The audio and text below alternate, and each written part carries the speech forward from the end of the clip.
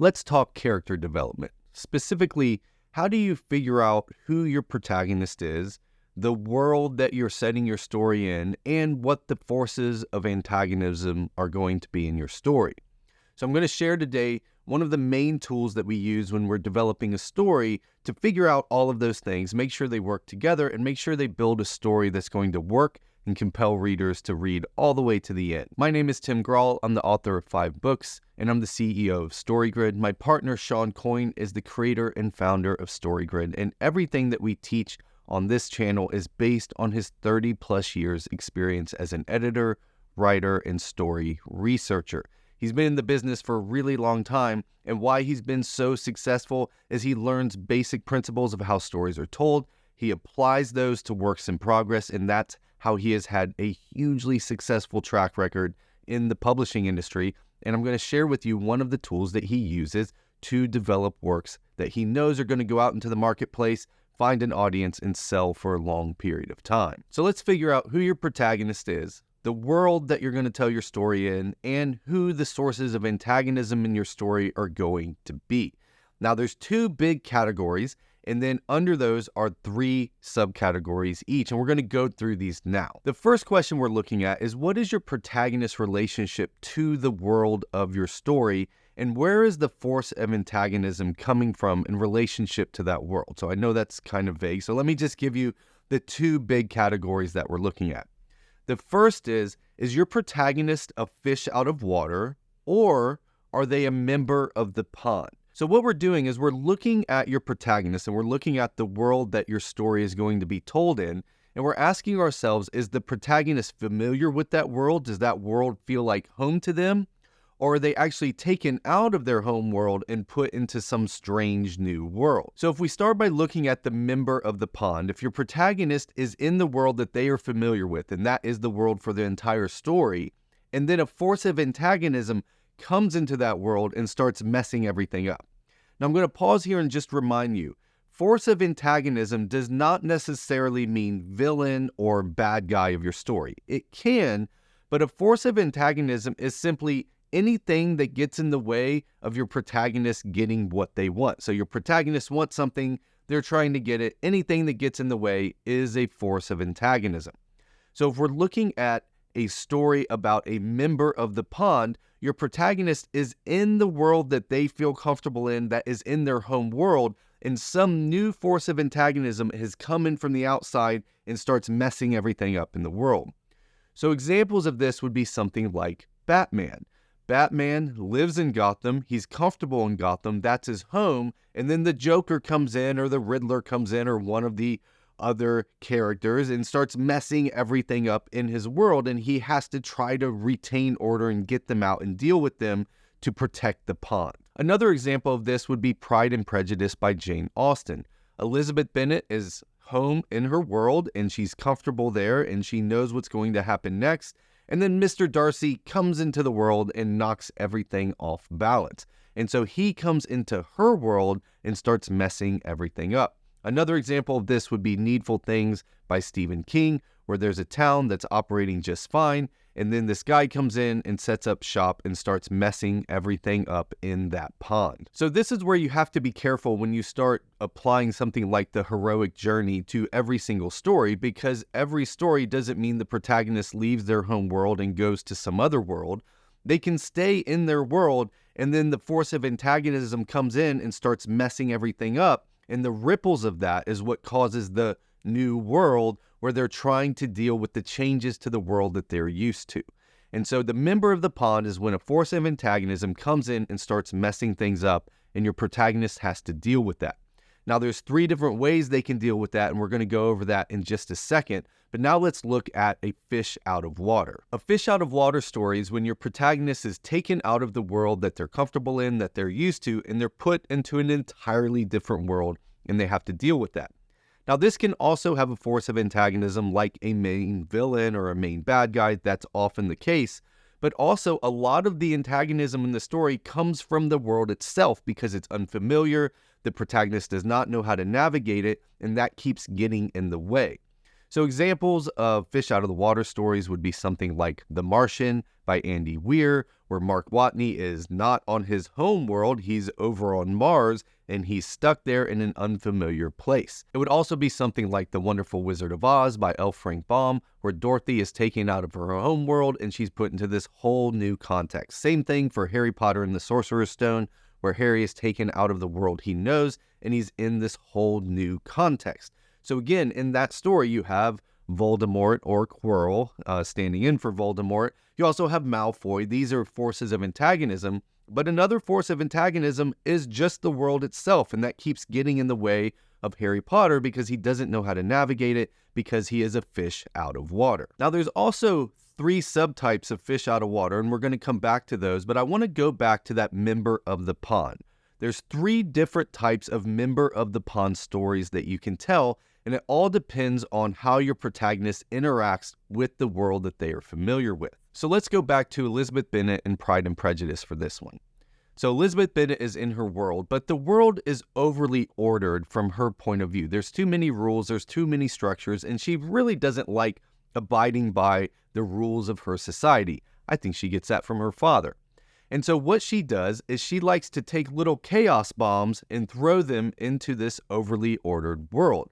So she doesn't have a lot of respect for the world. She doesn't think that it's running right. And so she's constantly poking at it and messing with it to change the way that the world works. So when we look at Elizabeth Bennet, she's an agitator of the pond. So she's a member of the pond. She's at home in this world.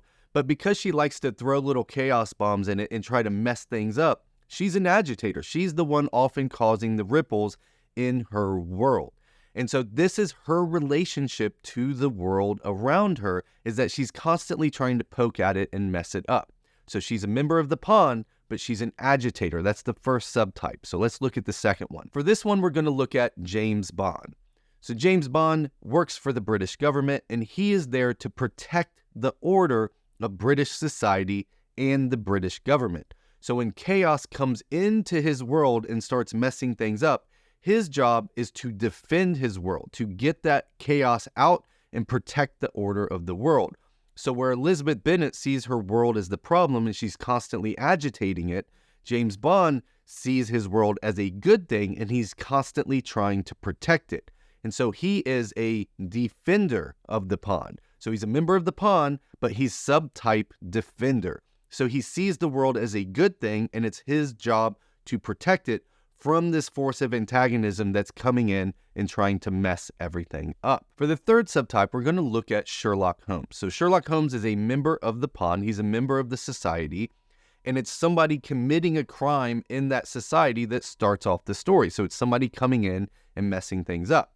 But he's not really there to protect the order of the society. He doesn't think overall everything is great with this society, and he's there just to protect it. He doesn't really do that. That's not what's motivating him.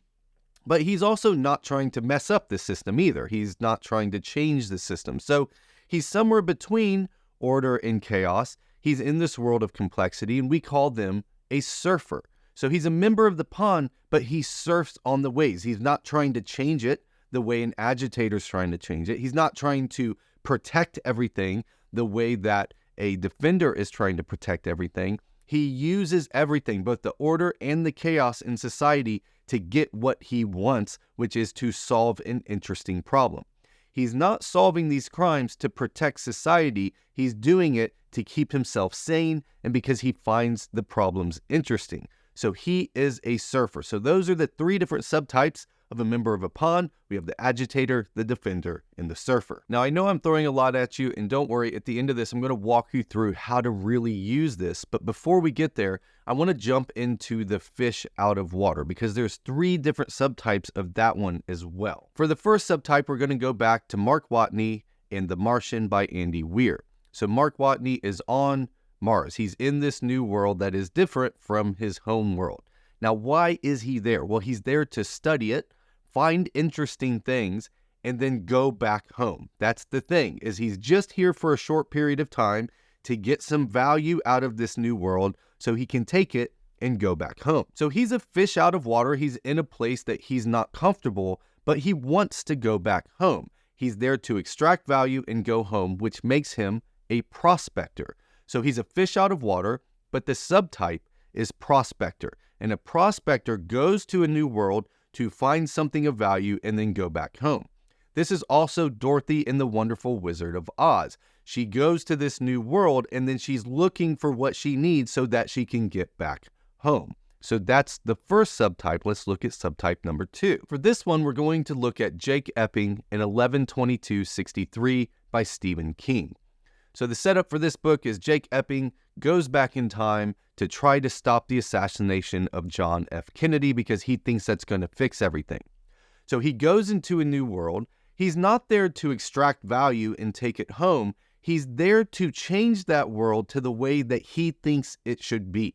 And so when we have a protagonist that goes into a new world specifically to change that world to be what they think it should be, we call that person a missionary. So the subtype of fish out of water, where the protagonist is going into the world to change it to be the way that they see it, is a missionary. And again, you see this in the objects of desire of the protagonist. It's not that they want to go there to find a new home. It's not that they want to extract value and go back home. It's all about changing the context so that it fits the way that they think it should be. So that's a missionary.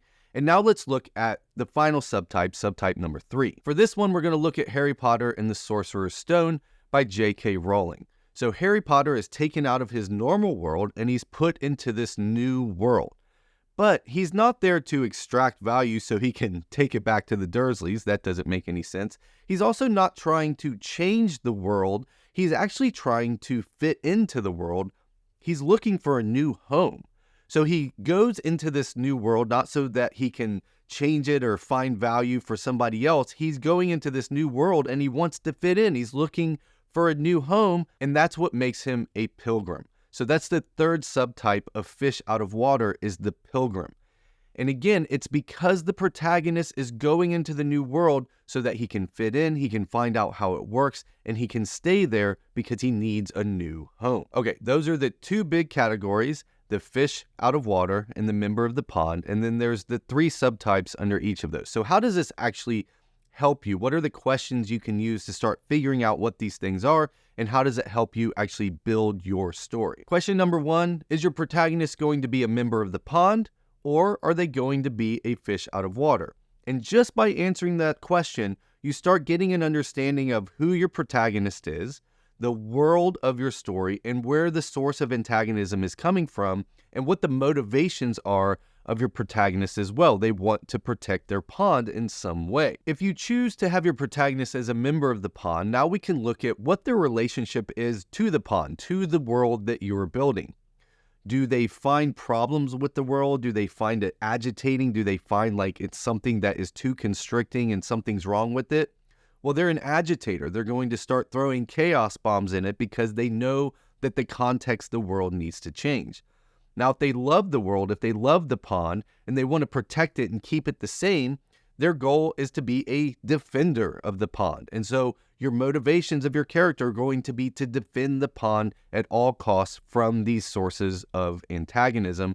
And then finally, if they don't really care too much about the pond, like they don't really care if it's too chaotic or too ordered, they just see it as the place that they live to get what they want, they are a surfer. They are a surfer inside of their world. So the world is there just as a setting for them to get what they want. And then if we look at a fish out of water, if you're writing a story where you're going to take the protagonist out of the world that they're used to and put them in a whole new world, again, we're looking at what is their relationship with that world and where is the forces of antagonism coming from. So if they are there in that world to get something of value so they can take it back home to their original world, we're telling a story about a prospector. They're there to prospect, get something of value, and take it home. And back to The Martian, you see that the force of antagonism is just the world itself. There is no person in that world or any being in that world that's the force of antagonism. It's just the world itself. If your protagonist is going into the world to change the world to the way that they think it should be, they are a missionary. And the forces of antagonism are going to often come from the other characters in that pond fighting back against that change, because from their point of view, they're a member of the pond and they're defending it against this guy that's coming in and trying to mess everything up. So if your protagonist is going into a context to change that context to be what he thinks it should be, that is a story about a missionary fish out of water. And finally, we look at the subtype of pilgrim. So if your protagonist is taken out of their world, they're a fish out of water, and they are put into a new world where they want to find a new home, where they want to be a part of that world. Well, a lot of times the forces of antagonism are there specifically because they want to kick them out. They don't want new people in their pond. That's what we see in Draco Malfoy, in Harry Potter and the Sorcerer's Stone. But when you're writing a story about a protagonist going into a new world and they're trying to be a part of that world and find a new home, you're writing a fish out of water story about a pilgrim. So with each of these 6 different types of stories, and once you make this decision, you know all kinds of things about how your story is going to be told. You know who your protagonist is and what their objects of desire are, what they want. You know where the sources of antagonism are going to be coming from and how they're going to be attacking the protagonist. You know a lot about the world, if the world is going to change or if it's going to stay the same throughout your story as well. So this is a big part of planning your story. When you're trying to figure out the type of story you're going to tell, figuring out these things helps you plan a story that is robust, it all works together, and it tells a seamless story. Now, when you're planning your story, one of the biggest things you have to figure out is what is your theme. This is how everything gets held together, is the theme of your story, and I have a wonderful video on that. You should watch that next. It's going to pop up on your screen. Now, if you want to know more about StoryGrid and how we can help you, go to storygrid.com. Check out all of the free resources we have available there. Make sure you sign up for the newsletter. That's where you get all the latest and greatest stuff. Also, if you learned anything in this video, I would love to hear from you. Go down in the comments and just let me know one thing that you learned in this video. Also, while you're at it, subscribe and hit that bell so you get notified of all future videos we come out with on this channel. But as always, thanks for being a writer. Thanks for being a part of our community here at StoryGrid, and I'll see you next time.